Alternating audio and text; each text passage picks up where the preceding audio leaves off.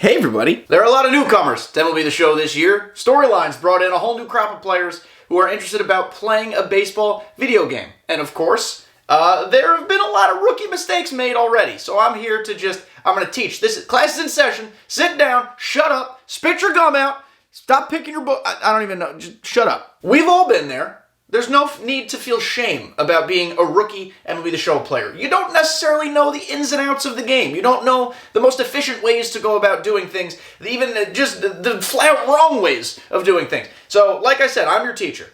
Put your faith, your trust, and your brain in... Don't put your brain in me. Does that even make sense? What did he say? This is Whiteboard Wednesday. Welcome back to it, our weekly series where we have a little fun, inject a little comedy into some hopefully helpful MLB The Show tips and tricks. So today, I'm going to be going through the 5 biggest rookie mistakes new players, or maybe even some old school players of MLB The Show continue to make, and in hopes that you stop making them. As always, if you like this content, and my face, please like and subscribe. It helps more than you know. And comment down below both your opinions on what I'm about to speak about and maybe another topic you'd like to see in an upcoming Whiteboard Wednesday. Those folks over at SDS are tricky. They know exactly what they're doing. Not only do they give you free packs to open, they hope that those free packs that are given to you just open up this thirst for more package. What did he say? That's not what I meant to say, but I think you understand the point. They are hoping that it unlocks Pandora's box and this yearning for you to continue opening packs. But you can't just get unlimited free packs. You kind of can, but it takes some time. So what can you do? You can go to the pack store and purchase a 50 bundle in hopes that it scratches your itch and maybe you pull some heat. The problem with this, of course, is that buying bundles, buying 50 bundles, buying 20 bundles, 10 bundles, whatever bundles, is not a good investment. It is simply more effective and efficient to just buy the cards you want with the stubs you would have otherwise spent on the packs. Thinking a 50 bundle is a good investment is like thinking purchasing a brand new car and driving it off the lot is a good investment. The second that car leaves the lot, it goes down like 50% in value, something like that. The same thing goes for packs. There's a very good chance the 2023 Honda Civic you're purchasing is not going up in value. That's not becoming a classic car. Well, guess what? Neither is that 85 Clayton Kershaw you're about to pull, because that's the only diamond you're getting out of the 50 bundle. But if we're being completely truthful, buying packs for content is okay, because people enjoy watching others go through pain, suffering, and misery. I'm as big a baseball fan as they come. I've played baseball my entire life. I know that MLB The Show is not a real baseball game. It is not anywhere remotely close to how baseball actually is. The folks over at SDS, the good folks, who put together a fantastic MLB The Show 23 video game, they tried to create a quote-unquote realistic baseball simulation. That's just not true. That's not how the game operates. But there are people, especially new players, who think that they can create a real-life MLB lineup in which the speedy boy hits first, the bunting fella hits second, there's a good hitter who hits third, and then someone who just closes their eyes and hits fourth. That is not how it works. MLB The Show lineup construction is a fantasy land. As is putting together a pitching staff and bullpen. There is no such thing as like a correlation between real-life baseball and MLB The Show. So stop thinking there is. There is one acceptable situation in which bunting is okay. It's when you're trying to get out on purpose to finish CPU games faster. That's literally the only time it's okay to bunt. Now that the DH is in the game, there's no excuse to even bunt with your pitchers. Stop bunting. They should just remove the ability to bunt from the game. It is stupid. Just stop. Don't do it. People who bunt, generally speaking, can't hit the ball. And I'm sorry if that applies to you. But you'll see later on in this, we're going to give you a tip on how to get better. We're going to teach, I promise. This is not just going to shit on new player day. But don't bunt. Do yourself the favor, learn how to hit. It's valuable, you'll win more games, you won't look like a toddler. Almost the same thing goes for stealing bases. Almost never steal. There's no point. The amount you risk by attempting a stolen base and probably getting thrown out, let's be honest, most people get thrown out when they try to steal playing MLB The Show, is a complete sunk cost. Just dick up and hit the ball over the fence. It's so easy to hit home runs in this game.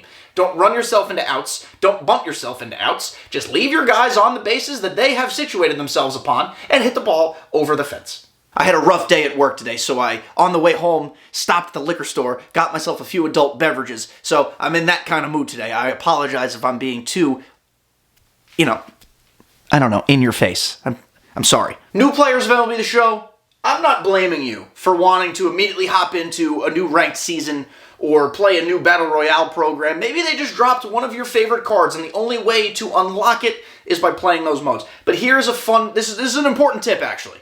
And this is in all seriousness. As someone who's made World Series and gone flawless before, I often even do this. Avoid the first day of ranked seasons and the first day of BR like the bubonic plague. If you don't like getting your ass blown out, if you don't like being mercied, if you don't like having generally unenjoyable times playing the game, you're not gonna like this. Because this is when all the goons are out, all the demons are on the sticks. Who can make it to World Series first? Who can go flawless first? Who can make the most stubs from getting the cards first?